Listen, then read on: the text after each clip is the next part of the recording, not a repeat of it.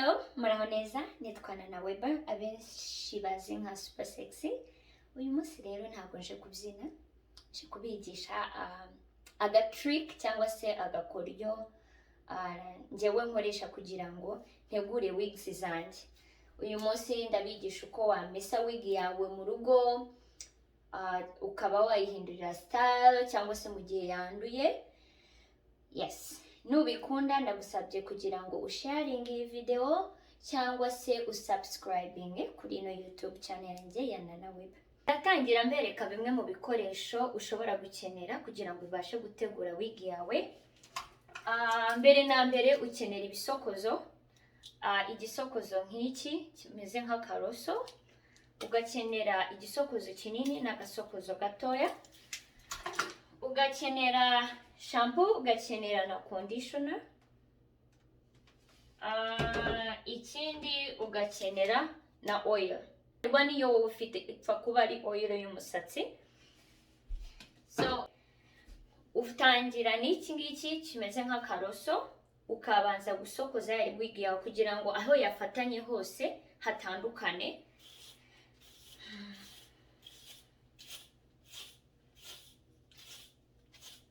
Kubera ko iyo ifatanye ikajya mu mazi kuyitandukanya biragora, bishobora kurangira wig yawe yishe kandi wenda yaraguhenze. So birashaka ngo uyisokoze neza, umaking sure yuko inoze. Murabizi ko iyo tuzambara kugira ngo nyine zise n'umubiri wacu, tuzishyiraho foundation cyangwa se amaguru dukoresha kugira ngo nyine umuyaga utaza kuzuha ngo zigende. Ibi byose rero iyo umaze kuyambara inshuro zingahe, ebyiri eshatu, ibimaze kwandura kameme, tuba tugomba kuzindura, cyangwa se ugasanga style yayo irapfuye kubera kuyisokoza cyane nyine ugiye kuyambara. Ariko iyo umaze kuyimesa neza isubirana bwa buziranenge bwayo. Okay, so iyo umaze kuyisokoza n'ikiroso rero ucishamo igisokozo kinini.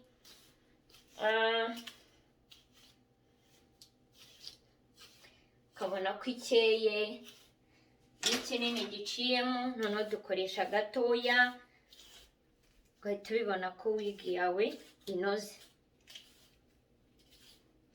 So wig yanjye rero murayibona ko inoze, nta kibazo ifite.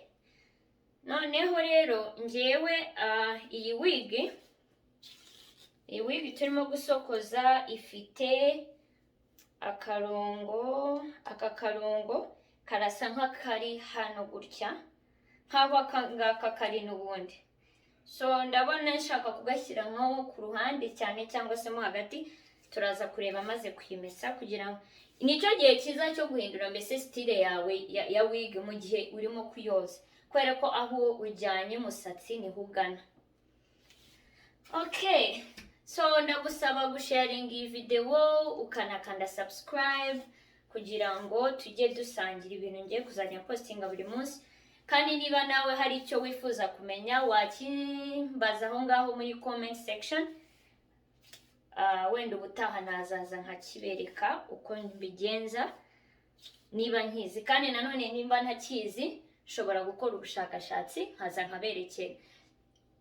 Hari icyo nigeze kwerekana ubushize nubwo ntabashije kubipostinga, ariko numva nabishyize kuri Snapchat yanjye. Nigeze kurwara ubuheri mu maso cyane, mbumarana igihe, nangira urugendo mbese bwo kubivura. Abankurikiranye kuri Snapchat babonye uburyo nabikozemo, ubu byaragiye. Okay.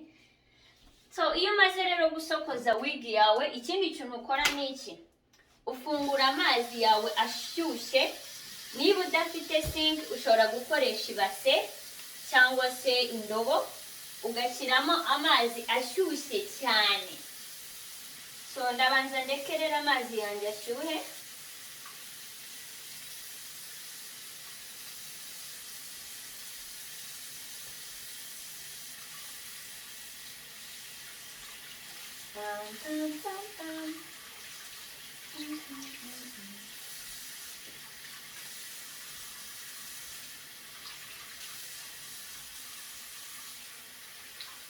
nafunguye hatari.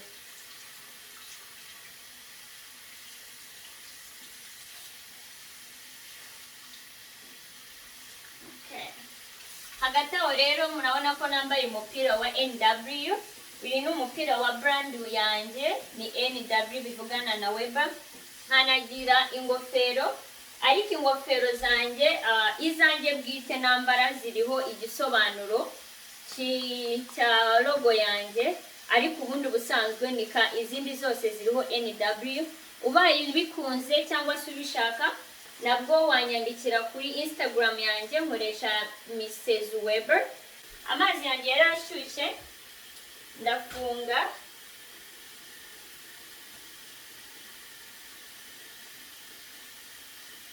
So iyo amazi ashyushye rero icyo ukora ufata ya wig yawe ukayirambura ukayishyira muri ya mazi.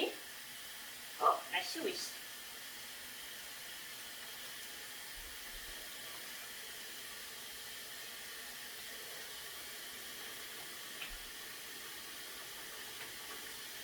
Mbese ya wig yawe ikarengerwa.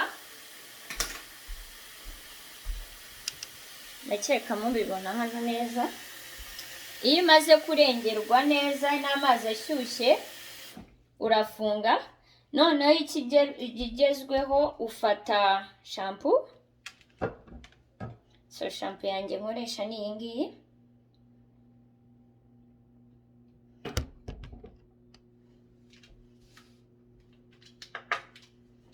Nkayisuka hejuru.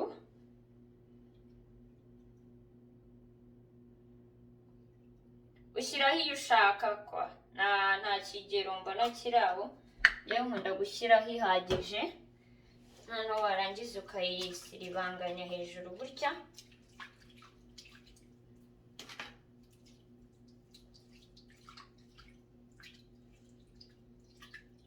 Ni ukuvuga ngo uyisokinze. Niba bavuga kujandika murambabarira, ntabwo nzi ijambo rizima nakoresha. Noneho rero uyirekera muri aya mazi ashyushye iminota nibura nka 30.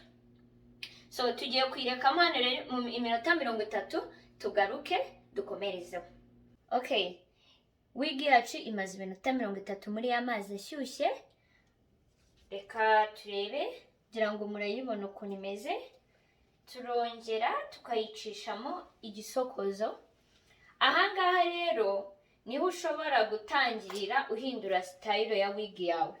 Niba nyine nshaka guhindura ka karongo kari hagati cyangwa ku ruhande nkagashyira hano nshaka kugashyira, ariko nyine mbanza kwicishamo igisokozo. Ahangaha rero ni hahandi nababwiraga iyo wig yawe wayishyizemo utayisokoje neza ukayikura mu mazi ntushobora kuyisokoza ngo byemere, iba yafatanye. Ariko kubera ko twayisokoje neza murabibona ko itayigeze itugora no gucishamo igisokozo kikanyuramo neza cyane. Okay.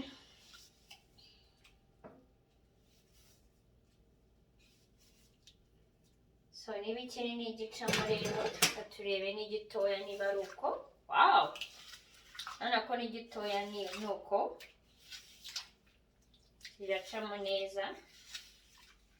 Byango murabibona.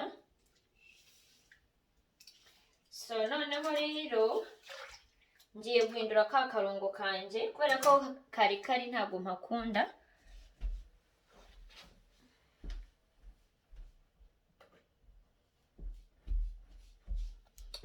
So aka niko gasokozo nkoresha, gasongosoye hano hepfo. Niba wahita ku murizo cyangwa iki biraterwa nuko ukita. Bakunda no kugakoresha iyo barimo gusuka abantu baca umurongo. So novuga ngo rero intuza yanjye yari iri hagati. Akarongo kanje kari hagati, njya murabibona kari ahangaha. Njyewe rero ngiye kukimura ndagashaka ku rundi ruhande. Kari kuri uru ruhande ndagashaka kuri uru ruhande.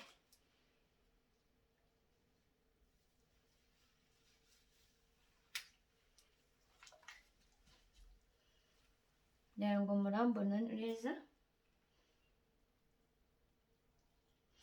Niba hari icyifuzo wifuza kungezaho wanyandikira aho hasi handitse ngo comment, naza gusubiza nta kibazo. Nzajya ncekinga uko nshoboye uko mbonye akanya ndebe comments mwashyizeho. Niba hari ibibazo ushaka kumbaza rwose feel free, nzagusubiza. Mupfa kutambaza ibibazo byo kubyina, kutambaza ibibazo byerekeye abandi bantu, umbyumbaza ibibazo byerekeranye na video na postinze cyangwa se byerekeranye n'ubuzima busanzwe, mbese binyerekeyeho nkanjye nk'umuntu.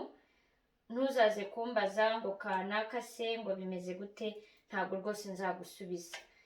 Urumva, murambabarira, nukumbaza kubinyerekeyeho gusa, cyangwa se niba hari ikindi wifuza ko naza nkabigisha, nzaza ntibigishe icyo ari cyo cyose naba nshoboye.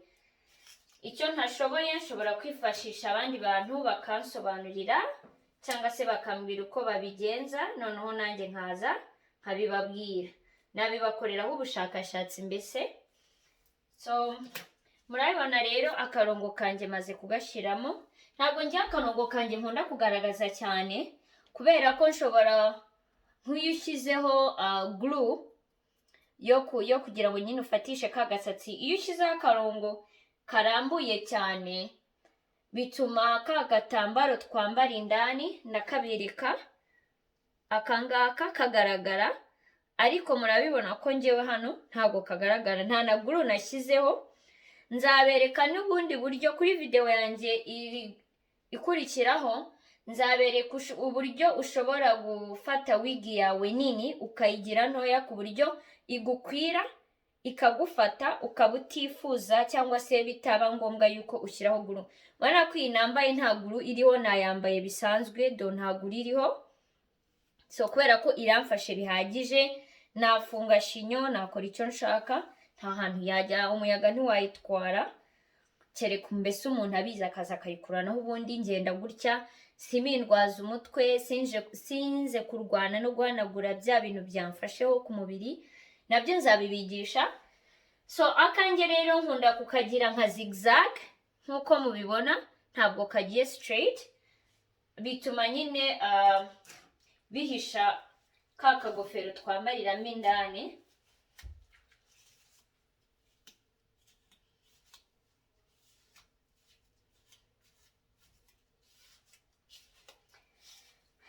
Nuko rero, so ushobora kunkurikirana kuri social media platforms zanjye zose. Kuri Instagram nkoresha Mrs. Weber, cyangwa se ushobora gushyiramo na Weber bikakwereka account yanjye. Kuri Facebook nkoresha na Weber, kuri Twitter nkoresha na Weber. Iyo ushoboye kugera kuri Instagram yanjye gusa, hariho link muri bio yanjye. Link irakuyobora ikakujyana ku ma platforms yanjye yose. Iyo uyikanzeho ihita ikwereka byoroshye accounts zanjye zose ahantu hose hatandukanye: Twitter, Instagram, Facebook, YouTube channel, ahantu hose irakujyana ikahakugeza. So maze gushyiramo rero akarongo kanjye n'amazi, mbese imyanda ya mbere ivuyemo. Hano hariho glue y'ubushize mbese nari narambariyeho, nayo yahise ivaho. Y'amazi na ya shampoo bigendana na wa mwanda w'amazi ya mbere. So iyo umaze kwikura amazi ya mbere rero, ukayisokoza ukayishyiraho akarongo kawe nk'uko bikwiye. Igikurikiraho y'amazi,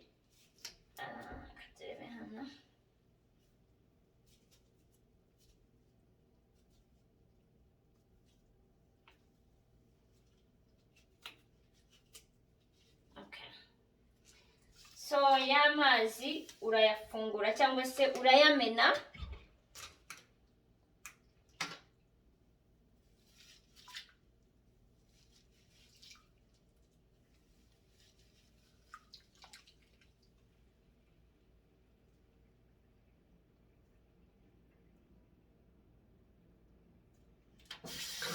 So y'amazi rero iyo umaze kuyamena nyine na ya shampoo biragirana, ukoza cyangwa se ukunyuguza ahantu hawe umaze gukurira kumesera wig yawe bwa mbere. Noneho icyo ukora nanone, ufungura ayandi mazi cyangwa se andi mazi ashyushye ariko adashyushye cyane nk'ayandi ya mbere, ukoresha amazi y'akazuyazi. So ndashaka amazi y'akazuyazi, shyiremo ya wig yanjye,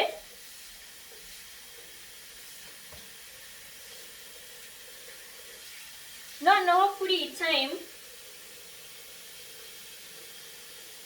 muri aka kanya nyuma ya shampoo, noneho nshyiramo intuza yanjye, conditioner yanjye. Conditioner niyo ngiye gushyiramo, ariko noneho yo nyishyira mu mazi y'akazuyazi.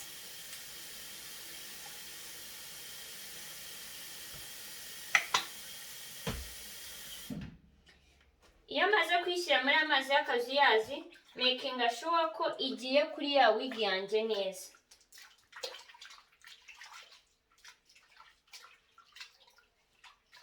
Noneho ahangaha niho noneho nsokoreza nanone neza ya wig yanjye kugira making sure yuko yafashe style nshaka, kandi uko uyoza niko uyisokoza niko imyanda igenda ivamo. Okay, ni nako irambuka.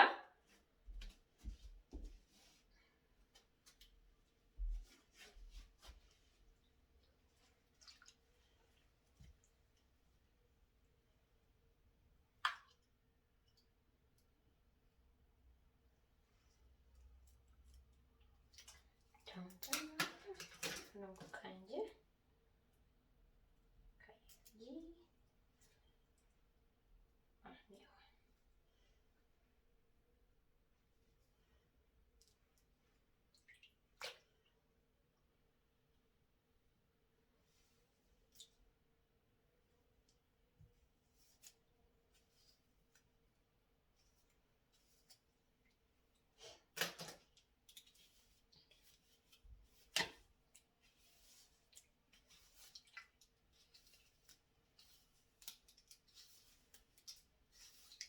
conditioner rero ifasha kubera ko izi tuzita human hair.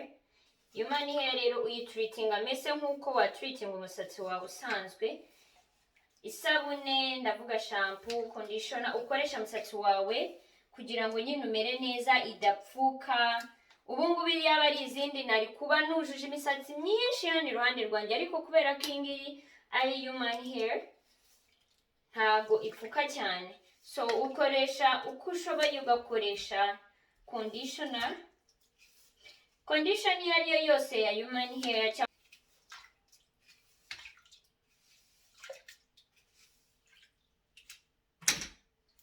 nakona ndanayimesa imisatsi ntipfuke.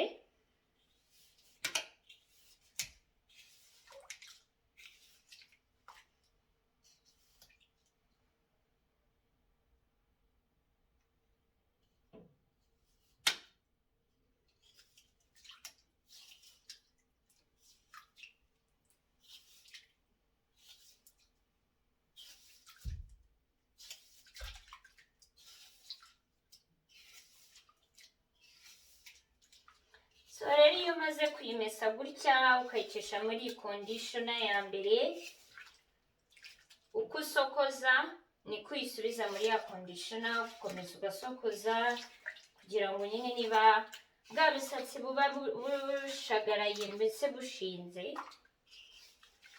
ukora iki, buryama, cyangwa se niba hari ubwari bwacitse bwose buvaho. Kugira ngo murayibona ukuntu imeze, murayibona wig yacu ukuntu imeze. So noneho rero hari ababa bashaka, ntabwo biba ari ngombwa gukuraho iyi ntuza foundation washyizeho hano, kubera ko uramutse ugakubye ukagakuraho bigusaba gusubizaho akandi. Ariko iyo uyimeshe hakaba hari akakiriho, ntugakuraho n'uvuga ngo kaba karafatiyemo hariya, biba byiza kubera ko nyine ntabwo biba bigusaba kongera kujya kubisiga, gucishaho foundation ukajya kucyambara. Ariko iyo wayimeshe kagasigaraho biba byiza, mbese biragufasha. So no kuvuga ngo ngewe nirinda kuba namesa navuguta cyangwa se na brushinga hano hantu kugira ngo bidakuraho foundation nashyizeho. kandi ushyiraho foundation ya waterproof. Ikindi iyo wibesha ugacisha ikiroso hano usokoza bikurura umusatsi wa wig wawe ugacamo hano, kandi nta buryo bundi wakoresha kugira ngo ukurure usubize hano. So wirinda gucisha ikintu cya brush hano indani, ukoresha hano gusa. So rero hano maze kwisokoreza muri ya conditioner yanjye. Ikindi nanone ndahita mena y'amazi.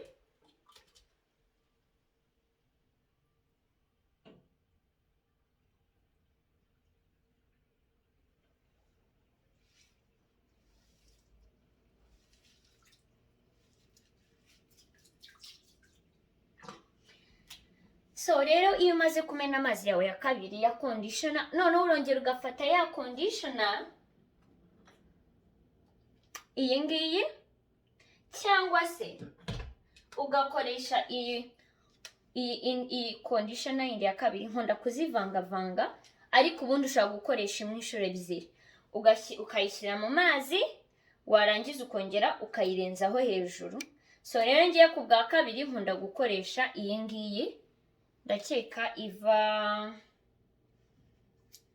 ntabwo nzaniva Morocco, shobora kuko icyo nzi cyo made in USA. So ni iyi naha. Icyo nkora ndayifata nkayimena kuri ya wig yanjye. Ushobora gukoresha the same one iyo wakoresheje kare, ariko ngiye nkunda kuzivangavanga kuko nkunda impumuro y'iyi ngiyi. So icyo nkora rero ndayifata fashe hasi. Okay, ndayifata iyi ngiyi imeze nk'ifite umwimerere.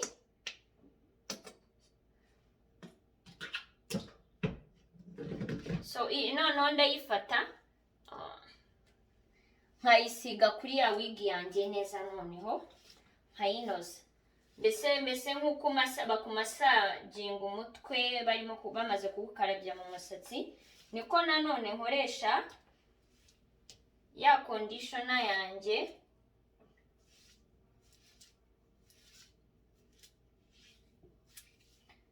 Nkayisiga umusatsi wanjye neza.